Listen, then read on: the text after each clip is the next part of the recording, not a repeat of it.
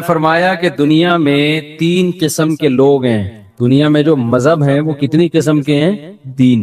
یعنی اسلام کے اگینسٹ جو ہیں، ایک تو ہیں یہودی، اور ایک ہیں عیسائی، اور ایک ہیں اہل کتاب کے علاوہ جتنے بھی مذاہب ہیں ان کو اسلام ایک ہی کیٹیگری میں رکھتا ہے. یہود و نصارہ الگ ٹائپ کے ہیں، اور یہود اور نصارہ کے علاوہ جو ہے وہ الگ ٹائپ کے. قرآن کہتا ہے کہ ان میں اسلام دشمنی میں سب سے زیادہ یہودی اور باقی مشرکین ہیں، اور اسلام دشمنی میں سب سے کم جو ہے وہ عیسائی ہیں، نصارہ ہیں. باقی مشرکین جو یہود و نصارہ میں سے نہیں ہیں وہ اسلام دشمنی میں آگے اس لیے ہیں کہ ان کے مذہب میں اور اسلام میں ڈسٹینس بہت زیادہ ہے.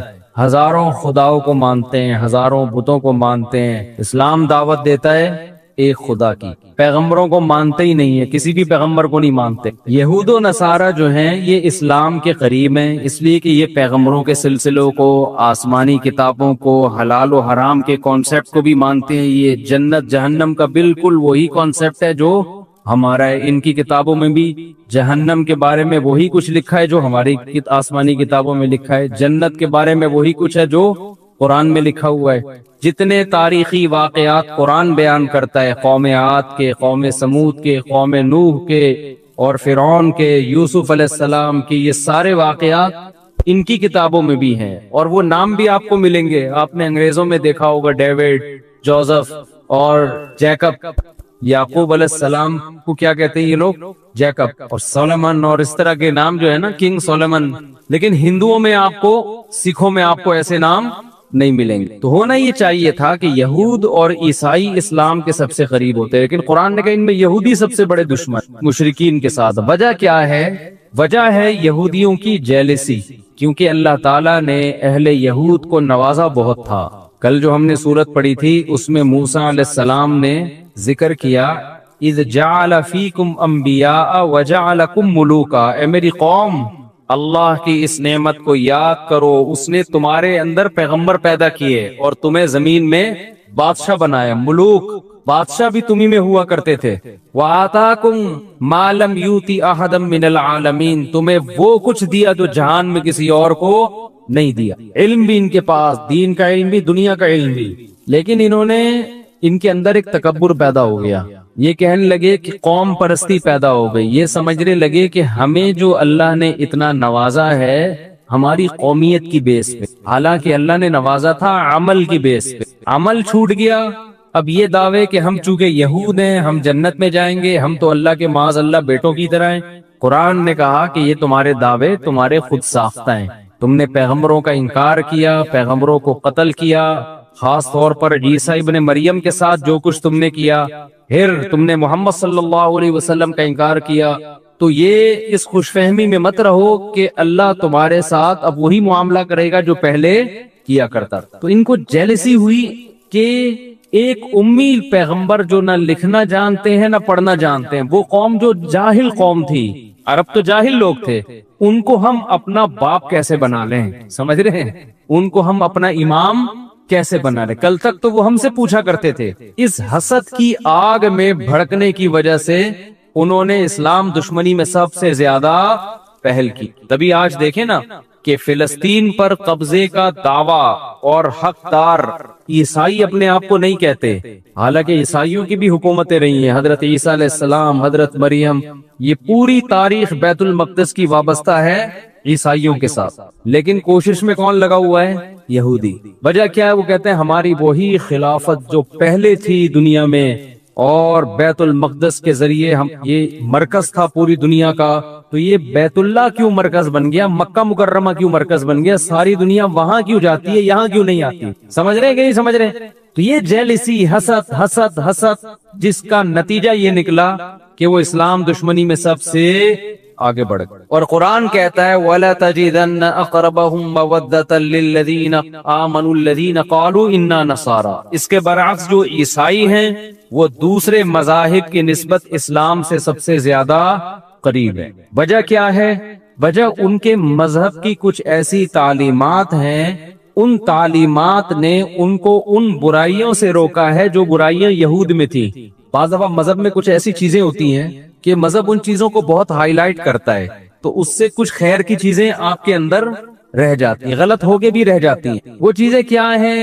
بِأَنَّ مِنْهُمْ قِسِيسِينَ وَرُهْبَانًا، عیسائیوں نے نا ایک چیز خود سے ایجاد کی تھی اپنے مذہب میں، رہبانیت، دنیا سے بے رغبتی۔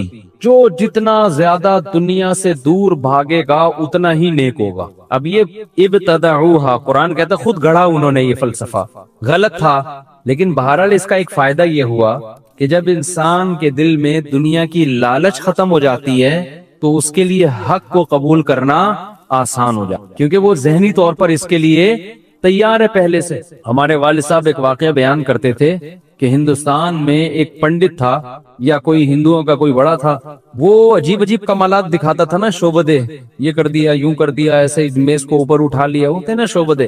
مسمرزم کا بڑا وہ ہیپناٹائز ہوتا ہے، ایک مسمرزم ہوتا ہے، دماغ پہ قبضہ کر لیتے ہیں۔ تو ایک بزرگ گئے اس کے پاس اور اس سے بولا کہ یار یہ تیرے اندر یہ کمال کیسے پیدا ہوا ہے؟ تو چیزوں پہ توجہ مرکوز کرتا ہے، وہ چیز اٹھا لیتا ہے، ٹھیک ہے نا؟ تو اس نے کہا کہ میں نے نا زندگی بھر اس کی کوشش کی ہے کہ اپنی خواہشات کے میں اگینسٹ چلاؤں، میرا جو دل چاہتا ہے میں اس کے خلاف کرتا ہوں۔ یہ قوت ارادی مضبوط ہو جاتی ہے نا اس سے، جو میرا دل چاہے گا میں اس کے خلاف کروں، اس سے انسان کی قوت ارادی مضبوط ہوتی۔ تو اس کا مجھے یہ فائدہ ہوا ہے کہ اس طرح جب میں کسی چیز پہ توجہ ڈالتا ہوں تو میرے ارادے کے ذریعے نا اس پہ کوئی ریز نکلتی ہوں گی، اب سائنٹیفک اس کی کیا حقیقت ہے تو اللہ ہی جانے۔ تو یہ میرے اندر ایک کمال پیدا ہو گیا، میں اپنی توجہ کے ذریعے ایسے چیزوں کو ہلا دیتا ہوں۔ ان بزرگ نے کہا اچھا تو یہ بات بتا، تو نے ہمیشہ اپنی خواہشات کی مخالفت کی؟ اس نے کہا ہاں۔ اس نے کہا تیرا دل چاہتا ہے اسلام قبول کرنے کا؟ اس نے کہا نہیں۔ انہوں نے کہا مخالفت کر رہا ہوں خواہش، اب کیا کر؟ اور وہ مسلمان ہو گیا، اس نے کلمہ پڑھ لی۔ تو اب اس کے اندر ایک خاصیت بہرحال پیدا ہو گئی تھی نا کہ آپ جب اپنی خواہشات کے خلاف چلتے ہیں تو جہاں اس کے نقصانات ہوتے ہیں وہاں کوالٹی بھی تو پیدا ہوتی ہے نا۔ اسلام آپ کو خامخواہ میں اپنی خواہشات کے خلاف چلنے کے لیے نہیں کہتا، اسلام کہتا ہے ناجائز خواہشات چھوڑ دو، جائز کو پورا کرو۔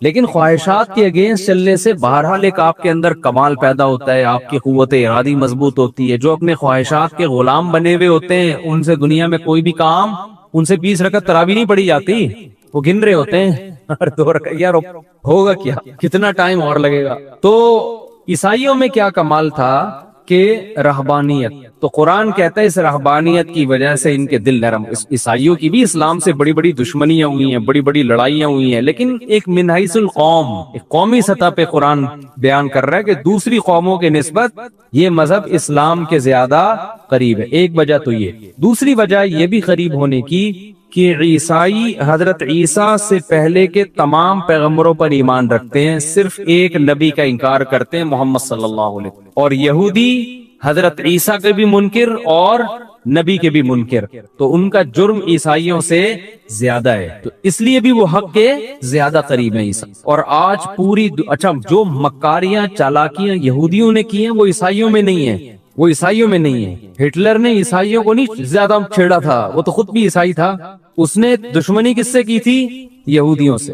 اس کا یہ نظریہ تھا کہ یہ فساد کی جڑ ہے، پھر کہتے ہیں اس نے کچھ یہودی چھوڑ دیے، اس لیے چھوڑ دیے کہ دوبارہ یہ فساد کریں گے تو لوگ پھر مجھے کہیں گے اس نے صحیح کیا تھا۔ یہ اس کی رائے تھی، میں نہیں کہہ رہی ہے، میں نہیں کہہ رہا، یہ وہ جانے، آپ جانے، ہٹلر جانے۔ تو عیسائی، اچھا سارے یہودی بھی ایک جیسے نہیں ہوتے، یہ خوب سمجھ لیں۔ ہم نے بعض یہودی دیکھے ہیں، سنے بھی ہیں ان کے بارے میں، وہ بھی اسلام کو بہت سے مقام پہ سپورٹ کرتے ہیں۔ سب کو ایک ہی لاٹھی سے کبھی بھی نہیں ہانکنا چاہیے۔ ہانگ کانگ میں وہاں کے مفتی اعظم سے میری ملاقات ہوئی، انہوں نے کہا کہ یہاں ہمیں یہودی سپورٹ کرتے ہیں، ہم یہودیوں کو سپورٹ کرتے ہیں، کیونکہ آسمانی مذاہب ہے نا، تو یہاں پر یہودی مسلمانوں کا ساتھ دیتے ہیں، واللہ اعلم۔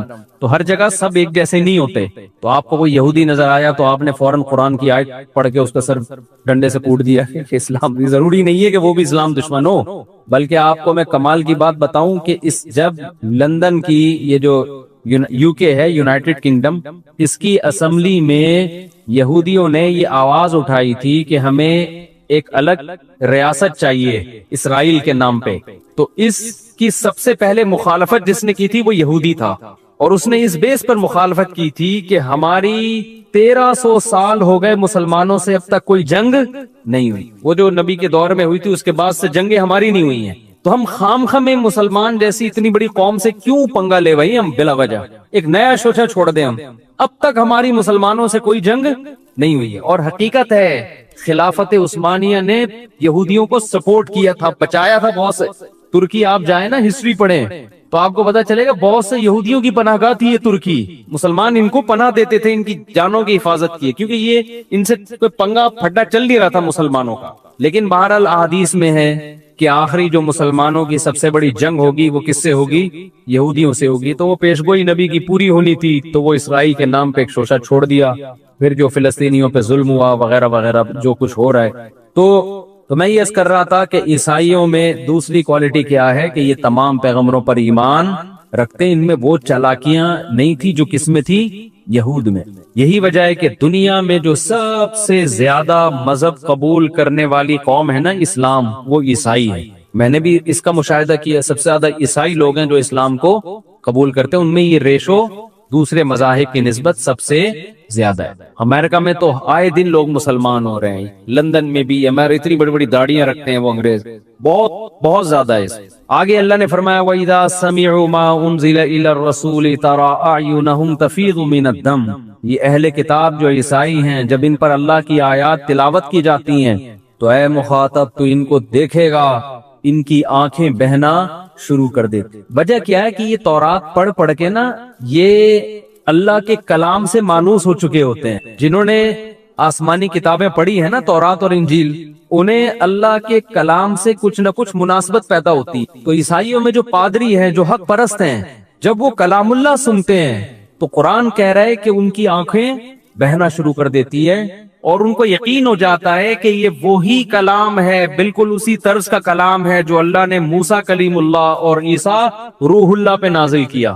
ڈاکٹر حمید اللہ صدیقی کے نام سے ایک بہت بڑے اسکالر گزرے ہیں، خطبات بہاولپور جن کی مشہور کتاب ہے۔ صدیقی ہیں یا نہیں؟ ڈاکٹر حمید اللہ صدیقی، شاید میں نے خود لگا دیا، ڈاکٹر حمید اللہ بہت بڑے اسکالر، حیدرآباد دکن کے تھے وہ۔ ان کی بڑی ریسرچ تھی کتابوں پہ، نایاب نسخوں پہ، تو ان کی تورات انجیل پر بھی بڑی ریسرچ، قرآن پر تو تھی۔ وہ یہ کہا کرتے تھے کہ آپ تورات کا، یعنی جو موجودہ عہد قدیم اور عہد جدید ہے، اس کا اور قرآن کا مطالبہ کریں نا تو آپ کو ان کا انداز بیان سیم ملے گا۔ یہ خود اس کی علامت ہے کہ یہ ایک ہی ذات سے نکلے ہوئے کلام، یعنی اتنی تحریفات کے باوجود بھی جو آیتوں کا انداز ہے اور کلام کا جو طرز ہے وہ بالکل سیم ہے، وہ بالکل سیم ہے۔ یہی وجہ ہے کہ نجاشی کے سامنے، نجاشی عیسائی بادشاہ تھا، جب حضرت جعفر طیار رضی اللہ تعالی عنہ نے نجاشی بادشاہ کے سامنے سورہ مریم کی تلاوت کی ہے۔ سورہ مریم سے یاد آیا، لوگ اکثر مجھ سے پوچھتے ہیں آپ تلاوت اپلوڈ کریں۔ ہماری تلاوت یوٹیوب پہ تراویح کی اپلوڈ ہوئی ہوئی ہے، آپ لکھیں گے نا مفتی طارق مسعود ریسائٹنگ آ جائے گی، وہ بار بار نہ کریں، کہیں ایک ہی بات، اپلوڈ ہوئی ہوئی ہے، سن لیں۔ سورہ قصص بھی ہے، سورہ مریم بھی ہے، تو جس نے سننی ہے، نہیں سننی تو وہ بڑے بڑے قاری ایک سے ایک پڑے ہوئے یوٹیوب پہ۔ تو بھائی، تو حضرت جعفر طیار رضی اللہ تعالی عنہ نے جب سورہ مریم کی تلاوت شروع کی ہے تو نجاشی اور اس کے گرد جتنے پادری بیٹھے ہوئے تھے سب کی داڑیاں رو رو کے تر ہو گئی۔ تو نجاشی نے اس موقع پہ کیا کہا تھا کہ اللہ کی قسم یہ وہی اسی جیسا کلام ہے جو اللہ نے عیسیٰ ابن مریم پہ نازل، اسی کا قرآن تذکرہ کر رہا ہے۔ وَإِذَا سَمِعُوا مَا أُنزِلَ إِلَى الرَّسُولِ تَرَىٰ أَعْيُنَهُمْ تَفِيضُ مِنَ الدَّمْعِ، جب یہ رسول پہ جو کلام نازل ہوا یہ سنتے ہیں، اے مخاطب تو دیکھے گا ان کی آنکھیں آنسوؤں سے بہنا شروع کر دی۔ بھی بلاغت ہے قرآن کی، یہ نہیں کہا کہ آنکھوں سے آنسو بہیں گے، آنسوؤں میں آنکھیں بہنا شروع کر دیں گی، یہ بلاغت ہے۔ اتنا روتے ہیں جیسے آنکھیں بہتی چلی جا رہی ہیں۔ تو بہت ایسے واقعات ہیں قرآن پڑھ کے رونے کے، غیر مسلموں نے سنا، حضرت عمر نے سنا، کیسا دل پگھل گیا ان کا، نجاشی نے سنا، اس کے پادریوں نے سنا۔ آپ کہہ سکتے ہیں مدینہ کے جو لوگ تھے وہ کیوں نہیں روتے تھے، جو دشمن تھے؟ یاد رکھیں جب آپ کے دل میں کسی کا بغض پیدا ہو جائے نا، ایک دفعہ کینہ پیدا ہو جائے، پھر آپ دلائل کو سائڈ پہ رکھ دیتے، پھر آپ ہمیشہ اس کے خلاف کوشش میں لگے رہتے ہیں۔ آج جو مسلکی اختلافات ہیں نا، 8 رکعت تراویح، 20 رکعت تراویح، رفع الیدین، ٹانگیں چوڑی ٹانگیں پتلی، ان کا بھی مسئلہ سارا یہی ہے۔ نام ہم سب قرآن و حدیث کا لگاتے ہیں، لیکن سب کا مطلب اپنی ٹھڑک پوری کرنا ہوتا ہے کہ اپنے مسلک کی ٹانگ کو اونچا رکھو، دوسرے مسلک کو، ورنہ پتا ہوتا ہے کہ یار دلیل ادھر بھی ہے اور ادھر بھی ہے، لیکن اپنی والی دلیل کو دلیل کہنا ہے، دوسرے والی کو کہنا ہے 100% غلط۔ یہ ٹھڑک چل رہی ہے آج کل مارکیٹ میں، لیبل کیا لگایا جا رہا ہے؟ قرآن و حدیث کا، سمجھ رہے ہو نا، لیبل قرآن و حدیث کا، کیونکہ ہمیں تو صبح و شام تجربہ ہوتا ہے. جب آپ دلائل دینا شروع کرتے ہو تو نہیں یہ ضعیف ہے، یہ یوں ہے تو یہ یوں ہے، خام خواہ کے فتوے ٹھوکنا شروع. اور کمال کی بات یہ کام وہ لوگ زیادہ کر رہے ہوتے ہیں جو خود کو مسلک پرست نہیں کہتے. وہ لوگ یہ زیادہ کر رہے ہوتے ہیں جو کہتے ہیں ہمارا کوئی مسلک نہیں. اس سے پتہ چلتا ہے آپ کا تو ایسا مسلک ہے کہ آپ اس کے علاوہ سب کو جہنمی سمجھتے ہو. ایک چھوٹی سی بات کر کے آگے چلتا ہوں. آپ نے بہت سے لوگ دیکھے ہوں گے جو کہتے ہیں ہم شخصیت پرست نہیں ہیں، ہم کسی شخصیت کو نہیں مانتے. 99.9% میں نے ایسے لوگوں کو ایسا شخصیت پرست دیکھا ہے کہ آپ کسی صحابی کو برا بلا کہہ دو، ان کو غصہ نہیں آئے گا. ان کے باپ کو آپ ذرا سا برا بلا کہہ کے دیکھو، ان کے منہ سے جھاگ نکلنا شروع ہو جاتا ہے غصے سے. ٹھیک ہے نا. یہ کہتے ہیں کہ حضرت معاویہ پہ بھی اعتراض ہو سکتا ہے، حضرت ابو سفیان پہ بھی ہو سکتا ہے، بڑے بڑے صحابہ حضرت عثمان پہ بھی ہو سکتا ہے، لیکن ہمارے باپ پہ اعتراض نہیں ہو سکتا. سمجھ رہے ہیں؟ ہمارے باپ کے بارے میں اگر کسی نے بتا دیا نا، روحانی باپ بتا دیا نا کسی نے کہ یہ محترم نے غلطی کی اور یہ 100% غلطی ہے، تو یہ ایسا جھاگ ان کے منہ سے نکلتا ہے نا غصے میں. ان کے کمنٹ سے پتا چلتا ہے کہ یہ لوگ حضرت معاویہ پہ طنز برداشت کر لیں گے، یہ حضرت ابو سفیان پہ، حضرت عثمان پہ، بڑے بڑے صحابہ پہ. لیکن جب ان کے کسی پیر و مرشد کو آپ ذرا چھیڑ کے تو دیکھیں تو ان کے منہ سے کیا جھاگ نکلتا ہے اور کیا غضبناک ہوتے ہیں. ان کے خلاف یہ ایک حرف سننا پسند نہیں کرتے. ہمارے حضرت نے ایک دور میں کتاب لکھی، ایک مشہور شخصیت، انہوں نے صحابہ پہ بڑے اعتراضات کیے تھے. تو اور ان کا جب ان پہ لوگوں نے اعتراضات کیے کہ آپ صحابی رسول پہ اعتراض کر رہے ہیں، تو انہوں نے کہا تنقید سے بالا ذات صرف پیغمبر کی ہے، پیغمبر کے علاوہ ہر ایک پر تنقید ہو سکتی ہے. یہ اصول پیش کیا. تو ہمارے حضرت نے ان کی کتابوں سے ان پہ تنقیدیں شروع کر دی نا، تو ان کے ماتحتوں کو اتنا غصہ آیا، اتنی پوچھاڑ، اور یہ ایسے ہیں تو یہ یوں ہیں تو یہ یوں ہیں. فرمایا کہ تم عجیب لوگ ہو، صحابہ کو تو تم تنقید سے بالا تر نہیں سمجھتے، لیکن جب تمہارے پیر و مرشد، تمہارے امیر پر تنقید کی جاتی ہے تو بجائے ٹھنڈے دل آرام سے سن کے تمیز سے اس کا جواب دو، ایسا نہیں کرتے، ایک دم جھاگ اگلنا شروع. یہ آج کل مارکیٹ میں چل رہا ہے. جماعت المسلمین والے ریٹائر ہو کے یہاں پر آ گئے نا.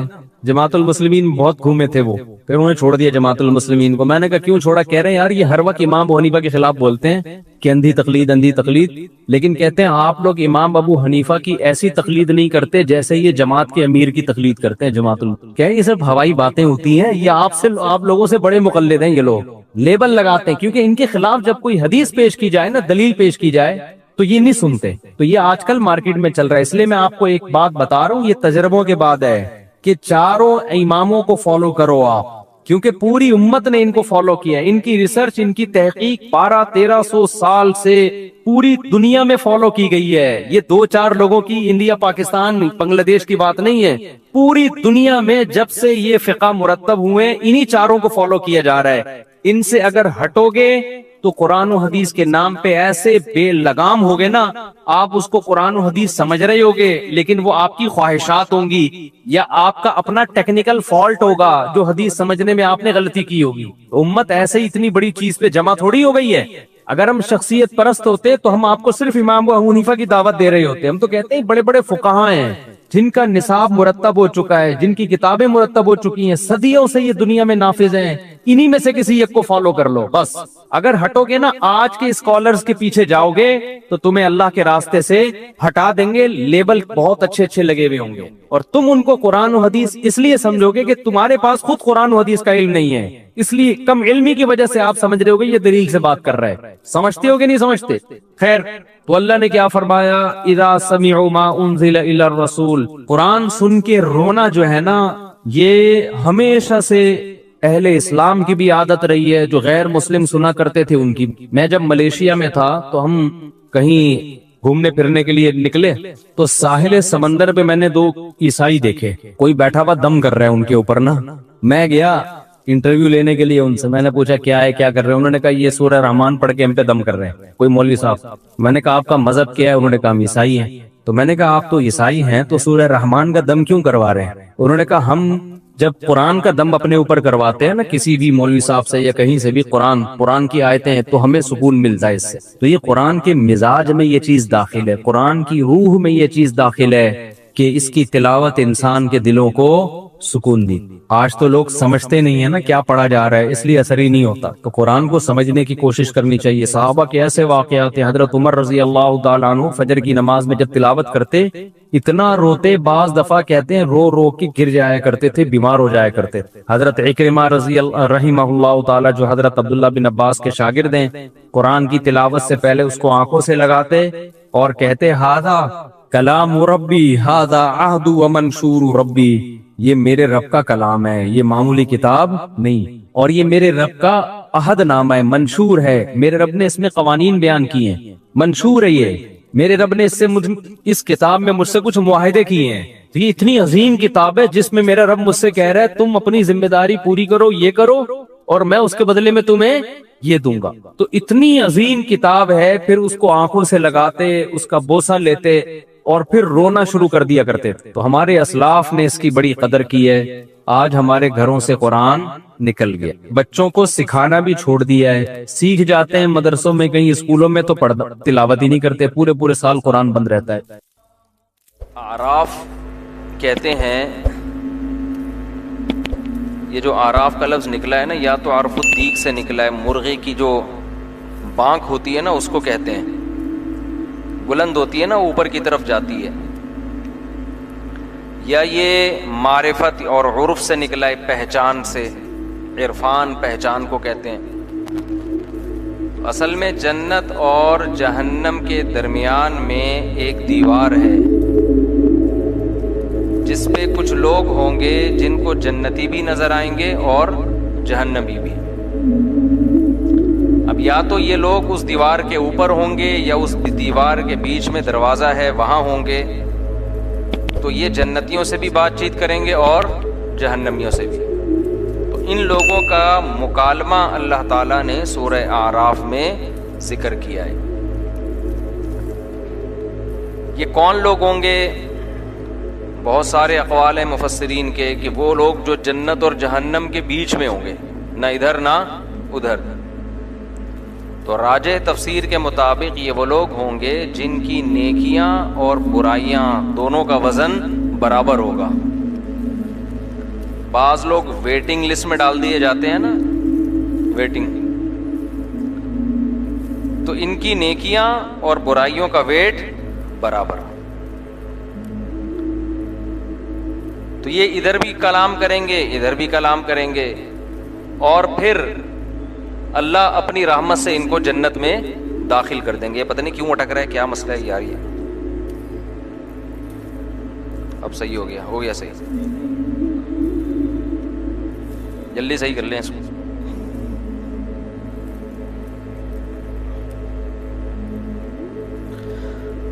ایک دفعہ یہاں بیان ہو رہا تھا، ایک صاحب مسلسل نا نیچے بیٹھے ہوئے ادھر ادھر دیکھ رہے ہیں، نیچے یوں کر رہے ہیں، تو وہ بیان میں جا رہا ہے مسلسل ان کی ویڈیو نا، تو نیچے لوگوں کے مختلف کمنٹس، لوگ تو کمنٹس میں چھوڑتے تھوڑی ہیں، کسی نے کہا پتہ نہیں کیا کر رہا ہے، اب بیان ہو رہا ہے، ادھر بندہ کیمرے میں آ رہا ہے، تو کسی نے کہا اٹھنی گم گئی ہے وہ تلاش کر رہا ہے، ٹھیک، اٹھنی گم گئی ہے وہ تلاش کر رہا ہے۔ تو جنت اور جہنم کے بیچ میں وہ لوگ جن کی نیکیاں اور برائیوں کا وزن برابر ہوگا، تو یہ کلام کریں گے جنتیوں سے بھی اور جہنمیوں سے بھی۔ تو وَعَلَى الْأَعْرَافِ رِجَالٌ يَعْرِفُونَ كُلًّا بِسِيمَاهُمْ، پہلے قرآن کہتا ہے وَنَادَى أَصْحَابُ الْجَنَّةِ أَصْحَابَ النَّارِ أَن قَدْ وَجَدْنَا مَا وَعَدَنَا رَبُّنَا حَقًّا۔ اللہ پہلے جنتیوں کو کہیں گے تم جہنمیوں سے کلام کرو، تو جنتی اور جنت اور جہنم کے درمیان جو پردہ ہے وہ ہٹا دیا جائے گا۔ تو جنتی جہنمیوں سے کہیں گے کہ ہمارے رب نے ہم سے گناہوں سے بچنے پر جو وعدے کیے تھے، آج ہم نے وہ وعدے اپنی آنکھوں سے دیکھ لیے ہیں اور ہم نے اس کو سچا پایا ہے۔ فَهَلْ وَجَدْتُم مَّا وَعَدَ رَبُّكُمْ حَقًّا، تمہارے رب نے جو تم سے وعدے کیے تھے کیا وہ تم نے بھی حق پائے ہیں؟ قالوا نعم، وہ کہیں گے ہاں، ہم نے جس آگ کا سنا تھا کہ ایک آگ ہوگی جو اللہ کے نافرمانوں کو جلائے گی، وہ آج آگ ہم نے اپنی آنکھوں سے دیکھ لی ہے۔ تو اللہ فرماتے ہیں ایک شخص ایک ندا آئے گی، جو فرشتہ ہوگا ندا لگائے گا، لعنت اللہ علی الکافرین، کہ اللہ کی لعنت ہو ان لوگوں پر جو اس آگ کا انکار کیا کرتے تھے۔ الذین اتخذوا دینہم لہوا ولعبا، یہ وہ لوگ تھے جنہوں نے اپنے دین کو کھیل تماشا بنا لیا تھا۔ یہ بار بار قرآن یہ بات ذکر کرتا ہے جہنم والوں کے لیے کہ انہوں نے اپنے دین کو کھیل اور تماشا، یعنی دین بھی انٹرٹینمنٹ کی چیز بن گیا۔ کل ہم نے پڑھا تھا نا کہ قرآن کن چیزوں کو فوکس کرتا ہے، والدین کے ساتھ اچھا سلوک کرو، اللہ کے ساتھ شرک مت کرو، یتیم کا مال مت کھاؤ، جھوٹ مت بولو، کردار میں ایک نمبری، بے حیائی کے قریب مت جاؤ۔ تو ان چیزوں کو چھوڑ کر دین کس چیز کو بنا لیا؟ یعنی دین کو بھی ایک انٹرٹینمنٹ کی چیز بنا لیا، چسکے لینے کے لیے مذہبی رسومات پوری کی جاتی ہیں۔ تو جو اصل دین تھا اس کو پس پشت ڈال دیا۔ آپ کہہ سکتے ہیں یہود و نصارہ نے اپنے دین کو کیسے انٹرٹینمنٹ بنایا؟ بھائی یہود و نصارہ نے بھی ایسے بنایا کہ قوم جن چیزوں میں مزہ آ رہا ہے نا، چسکے لے رہی ہے، ان چیزوں کو بیان کیا جا رہا ہے۔ یہود اور نصارہ کے علماء نے لوگوں کو گناہوں سے روکنا چھوڑ دیا تھا۔ یہ قرآن کہتا ہے لولا ینہاہم الربانیون والاحبار عن قولہم الاثم واکلہم السحت۔ قرآن کہتا ہے یہودی اور عیسائیوں کے جو عالم ہیں وہ لوگوں کو جھوٹ بولنے سے اور حرام کھانے سے کیوں نہیں روکتے تھے؟ سمجھ رہے ہیں بات کو؟ وہ لوگوں کو جھوٹ بولنے سے اور حرام کھانے سے کیوں نہیں روکتے تھے؟ لبئس ما کانوا یعملون، بہت برا عمل کرتے تھے۔ تو رسومات چلتی ہیں مذہبی لوگوں کی بھی، کسی شخصیت کے فضائل بیان ہوں گے تو ایسے زمین آسمان کے قلابے ملا دیں گے، ایسا لگتا ہے اس سے بڑا اس کائنات میں کوئی کبھی پیدا ہوا ہی نہیں ہے۔ تو بلکہ الٹا انہوں نے حرام کھانا شروع کر دیا ان کے علماء نے۔ کیسے؟ ہدیے، نذرانے، غلط بیانی کر کے لوگوں سے نذرانے لینا، غلط بیانی کر کے۔ کیونکہ آپ جب کسی کی بات کی تائید کرتے ہو تو وہ آپ سے خوش ہو جاتا ہے، صحیح مذہب بتاتے تو بہت سے لبرل لوگ ان سے دور ہو جاتے۔ آج جیسے ہمارے پاس لبرل مولویوں نے پردے کے مسائل میں گڑبڑ کرنا شروع کر دیے۔ حیا عورت کے لیے، حیا عورت کا زیور ہے، حیا کو جتنا پروموٹ کیا جائے کم ہے، لیکن آپ دیکھ لیں ہمارا لبرل طبقہ حیا کو پروموٹ کرنے کے بجائے اب پردے کے مسائل میں تبدیلیاں کرنا شروع۔ موسیقی بھی حلال اور یہ بھی حلال اور یہ بھی حلال اور یہ بھی حلال، پتہ نہیں کیا کیا حلال ہو رہا ہے مارکیٹ میں۔ ایک صاحب مجھے کہنے لگے سعودی عرب میں 10 رکعت تراویح ہو رہی ہے۔ میں نے کہا سعودیہ میں نائٹ کلب کھل رہے ہیں، ڈانس پروگرام ہو رہے ہیں، سینما گھر کھل رہے ہیں، تو اب ہمیں افسوس یہ نہیں ہے کہ 10 کھا گئے، خوشی اس پر ہے کہ 10 باقی رکھی ہوئی ہیں۔ تو وہاں جو اس سے بڑے بڑے مسئلے کھڑے ہوئے ہیں سعودی عرب میں، آپ آدھی تراویح کو رو رہے ہو کہ آدھی تراویح کھا گئے۔ حضرت عمر رضی اللہ تعالیٰ عنہ کے دور سے لے کر آج تک، اب تک مسجد حرام میں 1200-1300 سال، حضرت عمر کا دور 1300 سال سے زیادہ، اس وقت سے لے کے جب سے حضرت عمر نے ایک امام پہ جمع کیا نا، اس وقت سے اب تک 20 رکعت تراویح ہوتی چلی آئی ہے۔ یہ 15ویں صدی میں جا کے کام ہوا ہے کہ آدھی تراویح مارکیٹ سے شارٹ ہو گئی، لیکن ہمیں اس پہ غم نہیں ہے کیونکہ آدھی باقی رکھی ہوئی، ہمیں اس پہ خوشی ہے۔ ورنہ غامدی صاحب تو کہتے ہیں اسلام میں تراویح کا کوئی تصور ہے ہی نہیں، تو کچھ اور تھوڑے سے لبرل لوگ پیدا ہو گئے تو وہ تراویح کی نماز ہی کیا کر دیں گے؟ گول کر دیں گے۔ تو ہمیں خوشی اس پر ہے کہ آدھی باقی رکھی ہوئی ہے، ورنہ وہاں تو سینما گھر کھل رہے ہیں۔ اور حرم میں ابھی ہمارے رشتہ دار عمرہ کر کے آئے ہیں، پرسوں لوٹے ہیں، کہہ رہے ہیں وہاں تو عورتیں گھوم رہی ہیں حرم میں، جو سرکاری عملے میں خواتین کی بھرتی ہو رہی ہے۔ ہم بھی سعودی عرب کئی بار گئے ہیں، وہاں عورت کا چہرہ کبھی نظر نہیں آتا تھا، اتنی سخت پابندی تھی پردے پر، اتنی خوشی ہوتی تھی سعودی عرب میں اترتے ہی کہ بھئی بے حیائی نہیں ہے، نہ سائن بورڈوں پہ، بہت خوشی ہوتی تھی۔ اب آہستہ آہستہ یہ سب چیزیں کیا کر رہے ہیں؟ وہاں ختم کر رہے ہیں۔ تو اس لیے دکھ اس پر نہیں کرو کہ آدھی تراویح ختم ہو گئی ہے، شکر اس پہ کرو کہ آدھی باقی رکھی ہوئی ہے۔ تو کہاں سے کہاں بات چلی گئی؟ تو اللہ تعالیٰ سعودی حکمرانوں کو سیدھے راستے پہ چلنے کی توفیق دے. ہم تو یہی کہتے ہیں. ہم یہ نہیں کہتے کہ ان کے خلاف بغاوت جائز ہے, مار دھاڑ, اس سے تو اور زیادہ نقصان ہوگا. جو رہی صحیح طاقت ہے مسلمانوں کی وہ بھی ختم ہو جائے گی. دعا ہی کر سکتے ہیں, تو دعا کرنے پر تو گورنمنٹ نے کوئی پابندی نہیں لگائی نا.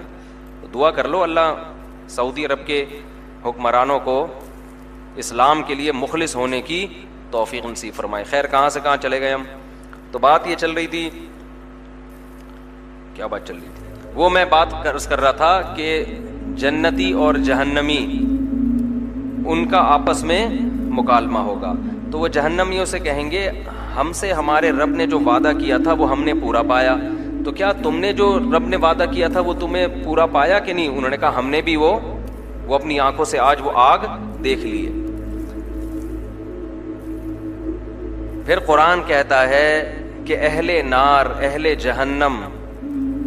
اچھا, جنتیوں کے بارے میں قرآن یہ بھی کہتا ہے کہ اعراف جو ہے نا, جو درمیان میں ہوں گے, وہ جہنمیوں سے کہیں گے اہؤلاء الذین اقسمتم لا ینالہم اللہ برحمہ.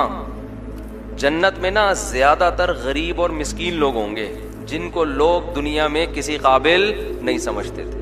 لوگ کہتے تھے یہ طبقہ کامیابی کا معیار ہو ہی نہیں سکتا, دین پر ہمیشہ غریب لوگ زیادہ چلے. بلکہ علماء نے تو یہاں تک لکھا ہے کوئی ایسی تحریک جس میں امیر زیادہ ہو غریب کم ہو, غالب امکان یہ ہے کہ یہ گمراہ ہو. غالب کوئی یقینی علامت نہیں ہے.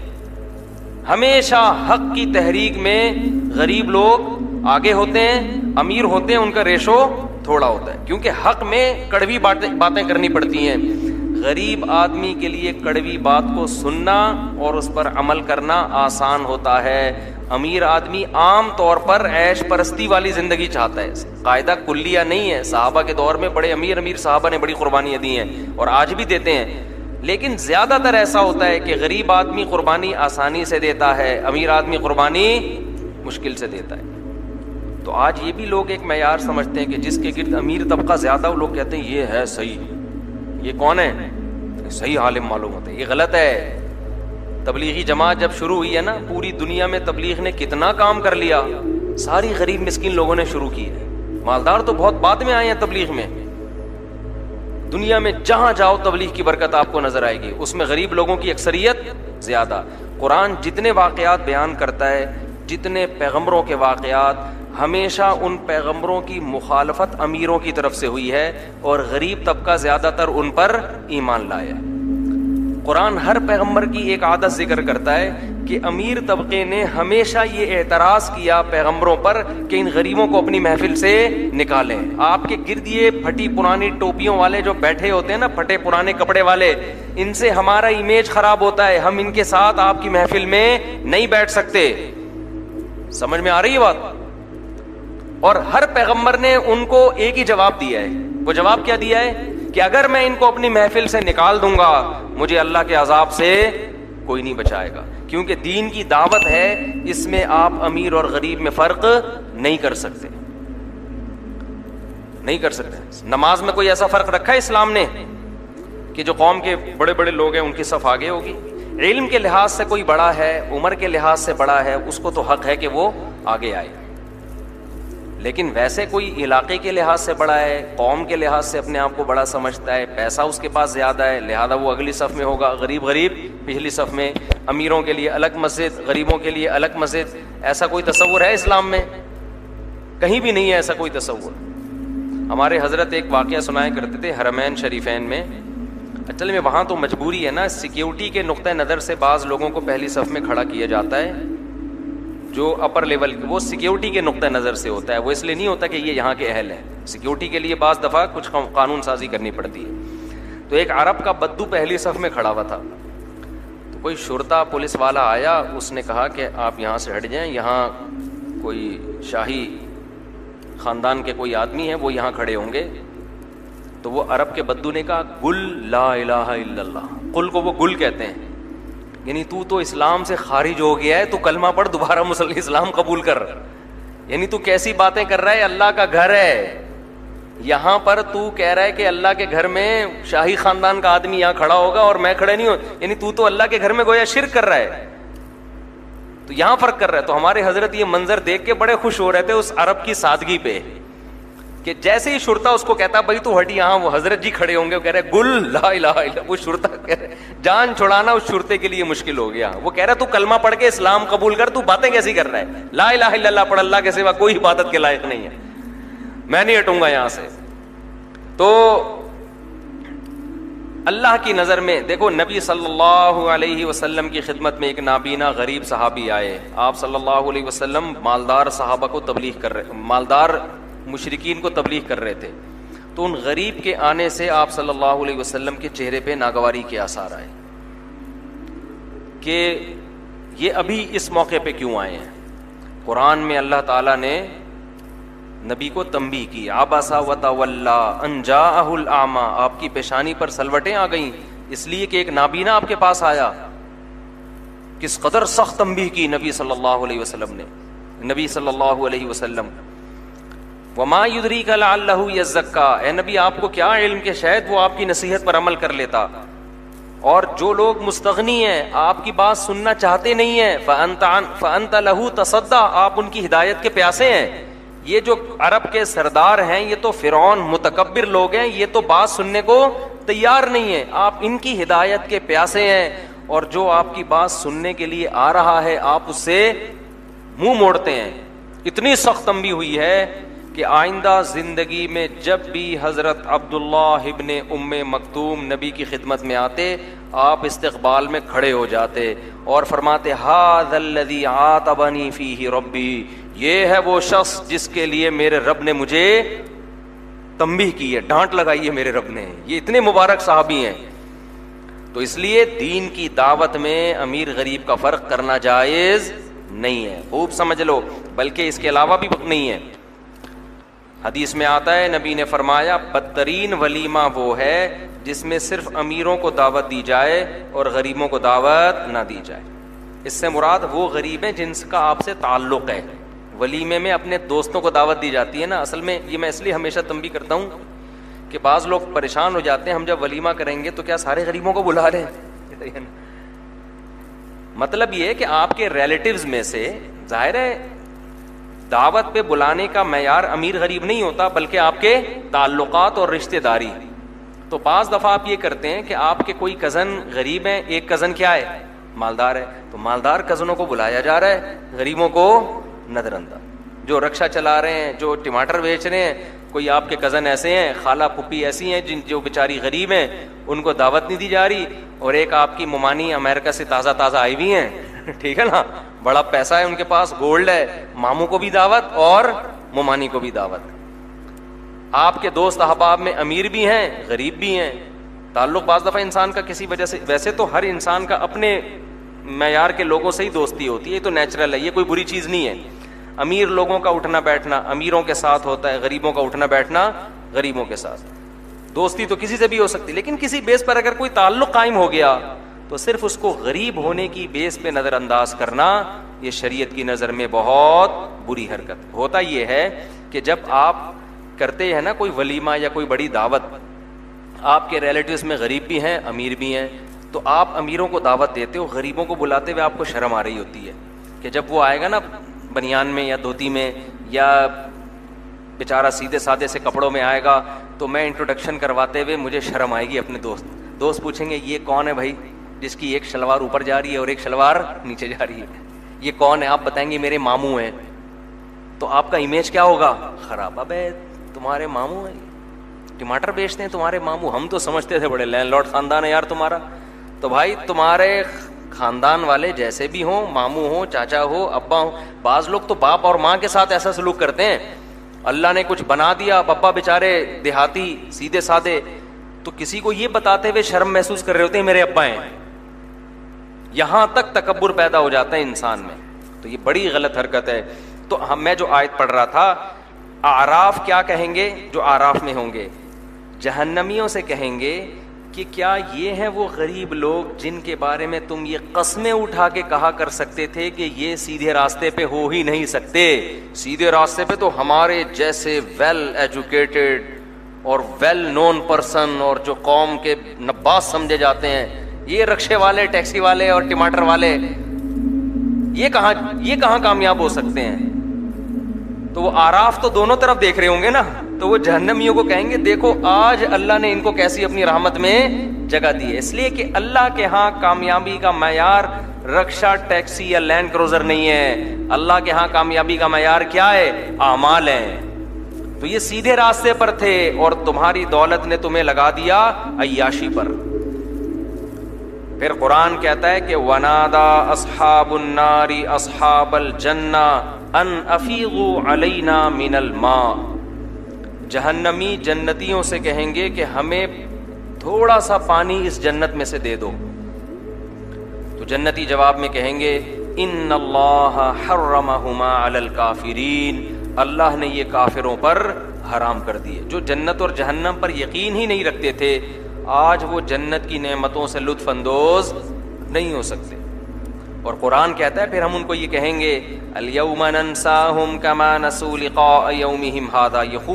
یہ آیت بہت امپورٹنٹ ہے کہ ہم آج کے دن ان کو ایسے بھول جائیں گے جیسے یہ لوگ اس آخرت کے دن کو بھول گئے تھے.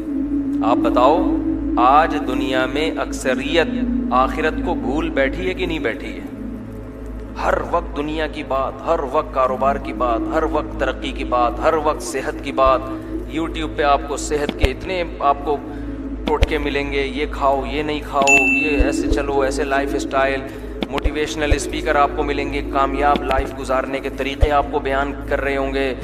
ساری تقریروں کا, سیاست دانوں کو دیکھ لو, صبح و شام اپوزیشن کو دیکھ لو, گورنمنٹ کو دیکھ لو, ہر وقت دنیا دنیا دنیا دنیا دنیا. بس ایسا لگتا ہے یہی ہے سب کچھ, جبکہ اللہ کیا کہتا ہے وَمَا الْحَيَاةُ الدُّنْيَا إِلَّا مَتَاعُ الْغُرُورِ. یہ دھوکے کا گھر ہے, تھوڑے دنوں کی زندگی ہے, یہ ختم ہونے والی ہے. اور ایسے ختم ہوگی کہ جب ختم ہوگی نا تم سے پوچھا جائے گا کتنے دن دنیا میں رہے تھے, تو تم کہو گے ایک دن بھی ہم دنیا میں نہیں گزار کر آئے ہیں, اتنا تھوڑا تمہیں یہ ٹائم لگے گا.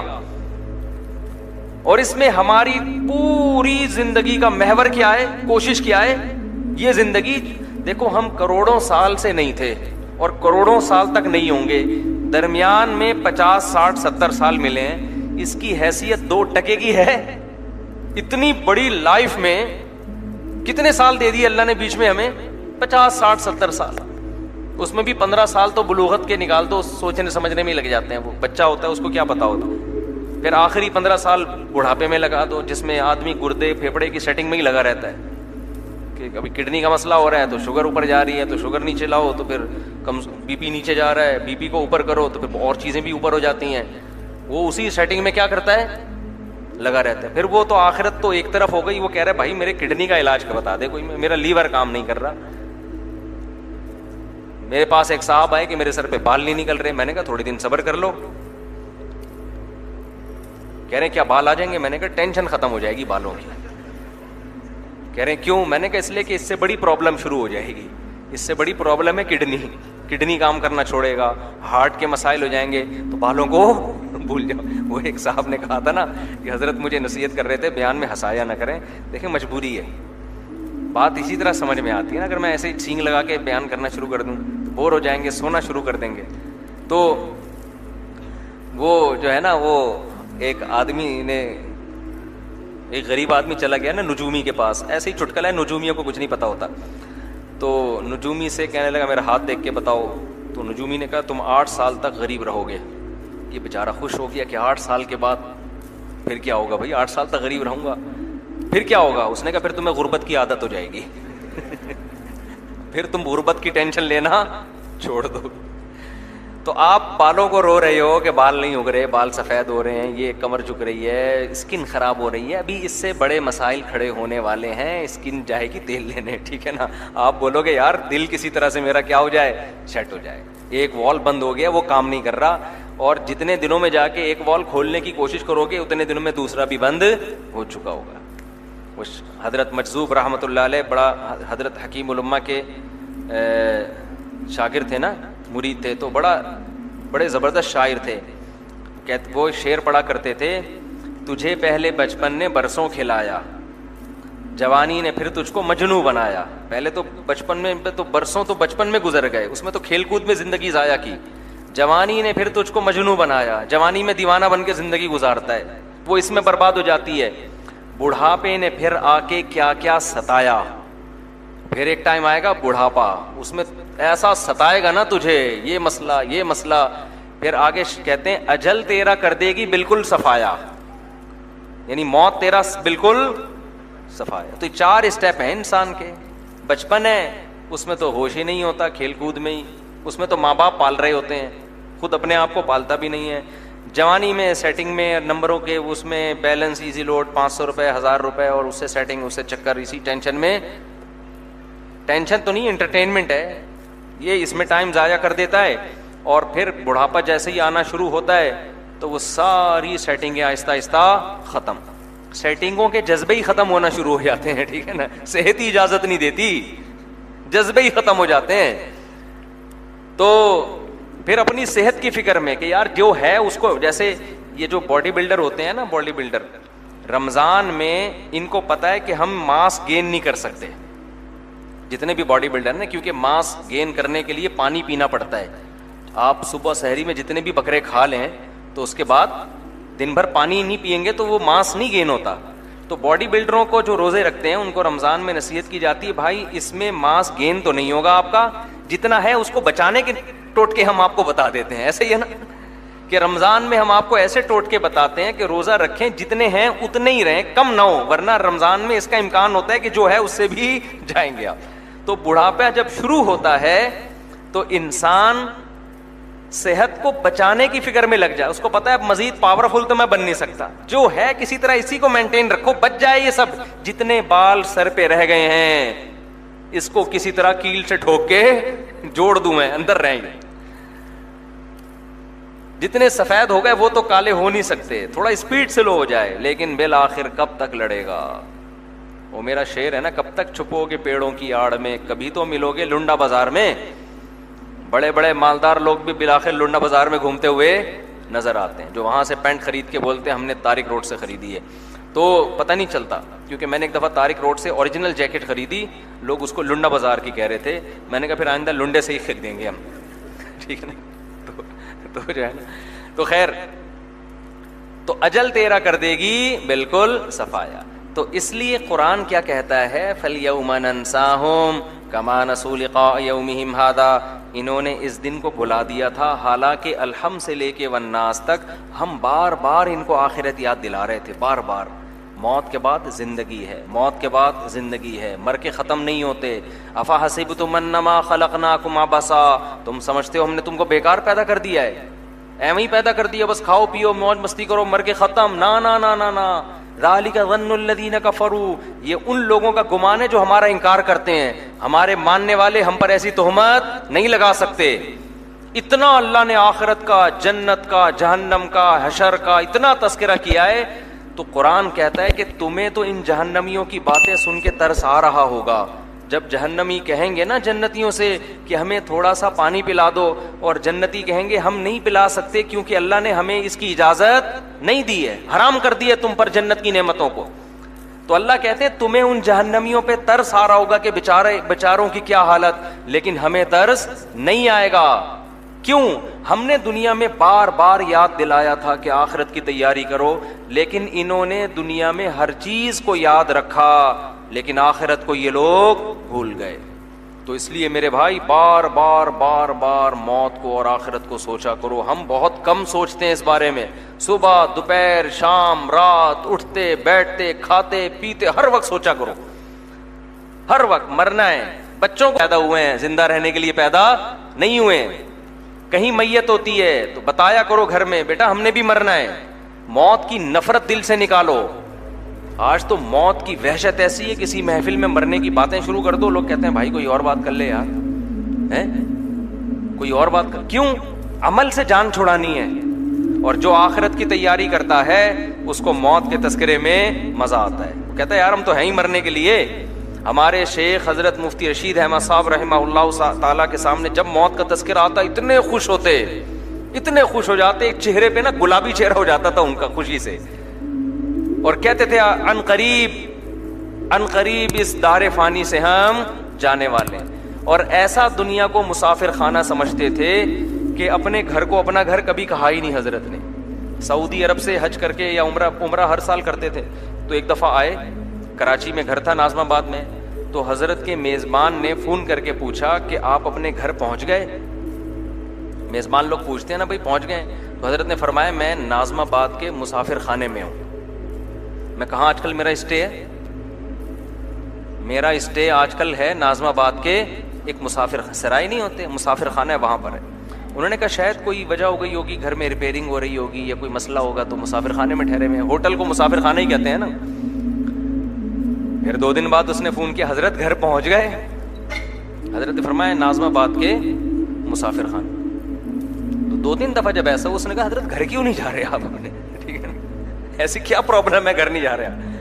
حضرت فرمایا گھر ور دنیا میں کسی کا نہیں ہوتا, جو بھی ہوتا ہے مسافر خانہ ہی ہوتا ہے. یہاں سے ہم نے کیا کرنا ہے, نکلنا ہے. اور آج واقعی وہ دنیا میں نہیں ہے, چلے گئے. جس دن حضرت کا انتقال ہوا تو میں حضرت کی یہ بات سوچتا تھا کہ یار حضرت بار بار کہتے تھے یہ میرا گھر نہیں ہے بلکہ یہ مسافر خانہ ہے جہاں تھوڑے دن کے لیے اسٹے کیا ہوا ہے, تھوڑے دن میں ہم یہاں سے چلے جائیں گے, ہمارا گھر تو قبر ہے. تو جب حضرت کا جنازہ پڑا ہوا تھا نا اور میت حضرت کے گھر سے نکل رہی تھی تو میں کہتا تھا واقعی آپ صحیح کہا کرتے تھے, یہ تو ہم بے وقوف تھے جو ایسی باتوں کو سمجھتے نہیں تھے. تو بھائی گھر ور کسی کا بھی نہیں ہے, یہ دیواریں اینٹوں سے دل بالکل بھی نہ لگاؤ, یہ بے وقوفوں والی باتیں ہیں, پاگلوں والی, جن کے اوپر کوئی ٹیکنیکل فالٹ ہوتا ہے نا وہ ان اینٹوں اور دیواروں کو سمجھتے ہیں کس کا ہے, میرا ہے, میرا بے وقوفوں والی باتیں ہیں. جنہوں نے بڑے بڑے بلڈروں نے بنایا ان کا نہیں ہے, بحریہ ٹاؤن والے کا بحریہ نہیں ہے, تمہارا کہاں سے ہو گیا؟ بحریہ ٹاؤن والا بھی تھوڑے دنوں میں مرے گا, میت اٹھے گی, قبر میں ڈال ڈول کے آ جائیں گے, پھر وارثین میں کیس چلے گا, کس کا ہے؟ جس نے بنایا اس کا تو بہرحال نہیں ہے, وارثین کا ہوگا. پھر وہ وارثین ایک ایک کر کے دنیا سے جائیں گے, ان کی نسلیں آئیں گی. تو جو بنانے والا ہے, بلڈر ہے, اس کا نہیں ہے, تو میں اور آپ ایک پلاٹ خرید کے کہیں گے میرا ہے, یہ کیسے بیوقوفی کی بات ہے یا نہیں؟ جو جس کا پورا ٹھیلا ہے وہ کہہ رہے میرا نہیں ہے, اور آپ وہاں سے ایک بیر اٹھا کے کہہ رہے ہو کس کا ہے, میرا ہے. تو یہ حماقت کی باتیں, ان کو میرے بھائی چھوڑ دینا چاہیے. جب بولے نا یہ گھر میرا ہے تو دل میں سوچ لیا کریں کہ اللہ اوپر اوپر سے کہہ رہا ہوں, اے اللہ, کیونکہ اگر میں یہ بولوں گا کہ میرا نہیں ہے تو قبضہ نہ کر لے کہیں پہ, اچھا تو نے تیرا نہیں, اوپر اوپر سے کہہ رہا ہوں میرا ہے اللہ, ورنہ مجھے پتا ہے میرا اس دنیا میں یہ کپڑے میرے نہیں ہیں, یہ کپڑے میرے نہیں ہیں. تو اس لیے قرآن کیا کہتا ہے, فَالْيَوْمَ نَنْسَاهُمْ, آج ہم ان کو ایسے بھولیں گے جیسے یہ آخرت کو بھول گئے تھے. اس لیے قرآن تہجد میں جو اہل ایمان کی دعاؤں کا تذکرہ کرتا ہے اس میں آخرت کی دعائیں, کہ ہمارے نیک بندے رات کو اٹھ کے کیا مانگتے ہیں اللہ سے, آخرت, کیونکہ وہ دنیا کو سمجھتے ہیں مسافر خانہ ہے, جانا ہے یہاں سے, تو آخرت مانگتے ہیں, اللہ آخرت دے دے. ہمیں جو دعا سکھائی ہے نا اللہ نے نماز میں, وہ بھی کوئی گاڑی بنگلے کی نہیں سکھائی, سورہ فاتحہ دعا ہے نا. تو اللہ ہمیں دعا یہ بھی سکھا سکتا تھا نماز میں کھڑے ہو کر تم یہ دعا مانگو, الحمدللہ رب العالمین الرحمن الرحیم مالک یوم الدین ایاک نعبد و ایاک نستعین. اللہ کی حمد و ثنا ہو گئی, ایگریمنٹ ہو گیا, اب دعا. اب اللہ کہتا ہے اب جو مرضی مانگو. ہم الٹی الٹی چیزیں مانگ رہے ہوتے, کوئی کہہ رہا ہوتا ہے اللہ میرا رنگ گورا کر دے, کوئی کہہ رہا ہوتا ہے اللہ میرے سر پہ بال نکال دے, کوئی کہہ رہا ہوتا ہے اللہ میرا رکشا بکوا دے, کوئی کہہ رہا ہوتا ہے میرا روزگار دلوا دے. اللہ کو پتا ہے کہ نماز کی حالت میں کھڑے ہو ایسی چیز مانگو جو اس وقت مانگنے کی. یہ سب چھوٹی موٹی چیزیں, قارون سے زیادہ پیسہ نہیں مل سکتا تمہیں. کیا ہوا بھائی, وہ اتنا پیسہ لے کے بھی مارکیٹ سے شارٹ. فرعون سے زیادہ ہم عزت نہیں حاصل کر سکتے, اتنی پاورفل گورنمنٹ. ہم تو سیاسی لیڈر بن کے وقتی طور پہ وزیر اعظم بننے کی, آج ہمیں دیکھو, ہمیں تو پتا ہے نا کہ ووٹ نہیں ملے گا, اس لیے الیکشن میں کھڑے نہیں ہوتے. ورنہ آپ میں سے کسی کو پتہ چل جائے کہ آپ کھڑے ہوئے تو وزیر اعظم بن جاؤ گے, ایسا زور لگائے گا نا. حالانکہ اس وزیر اعظم کی حیثیت پاکستان میں کیا ہوتی ہے, بنتا ہے تو اکثریت اسمبلی میں آپ کے خلاف ہو جاتی ہے, عدم اعتماد کی تحریکیں چلتی ہیں. اپنی کرسی بچانے میں ٹائم زیادہ لگتا ہے, ملک کے لیے کام سوچنے میں ٹائم کم لگتا ہے. اس کے باوجود طاقت کا ایک نشہ ہے. لیکن فرعون کو جو اللہ نے پاور دی تھی وہ ایسی پاور نہیں تھی کہ تحریک عدم اعتماد چلے اور سپریم کورٹ میں فیصلے ہوں. نہ ہزاروں بچوں کو قتل کر دیا, کوئی آواز اٹھانے والا نہیں تھا. ایسی پاورفل حکومت کہاں گیا بھائی, قصہ بن چکا ہے, ختم. تو اس لیے دنیا کو لفٹ بالکل بھی کرانے کی کوشش نہ کیا کرو. دنیا رکھو ضرور رکھو, کماؤ ضرور, اس سے محبت نہ کرو. جلدی سے ایک بات کر کے بس آگے چلتا ہوں. دنیا کمانے میں اور محبت کرنے میں فرق کیا ہے؟ دیکھو, کمانے میں منع نہیں کیا, کماؤ, اللہ نے نعمتیں دی ہیں, کھاؤ پیو موج مستی کرو جو حلال ہے. محبت ہے یا نہیں اس کی علامت ہے, چھن جاتی ہے تو غم کتنا ہوتا ہے. اگر چھن کے دل کے ٹکڑے ٹکڑے ہو گئے نا, چھن گئی, آپ نے 1 to 5 خریدی, زبردست گھوم رہے ہو, مزہ آ رہا ہے, چھن گئی, ہائے رو رہے ہو ایسے جیسے ہارٹ پیشنٹ بن گئے, اس کا مطلب یہ 1 to 5 آپ کے نیچے نہیں تھی, یہ آپ کے اندر تھی. ایک آدمی 1 to 5 کا میں سے سناتا ہوں, ایک نوجوان نے 1 to 5 خریدی, چھن گئی تو 3 دن تک روتا رہتا دھاڑے مار مار کے. تو میں نے کہا اللہ کے بندے, موٹر سائیکل ہے تو کیا ہو گیا تیرے کو, چھن گئی ختم, دوبارہ W11 پہ آ جا, اس میں کون سا اتنا بڑا مسئلہ ہے. اتنا زیادہ, ایک صاحب کے 80 لاکھ روپے لاکر سے چوری ہو گئے, پرانا قصہ ہے, ان کو نہیں پتا چلے گا. اتنی ٹینشن میں میرے پاس آئے, یار میرے لاکر سے 80. میں نے کہا بھائی صبح ناشتہ مل رہا ہے آپ کو؟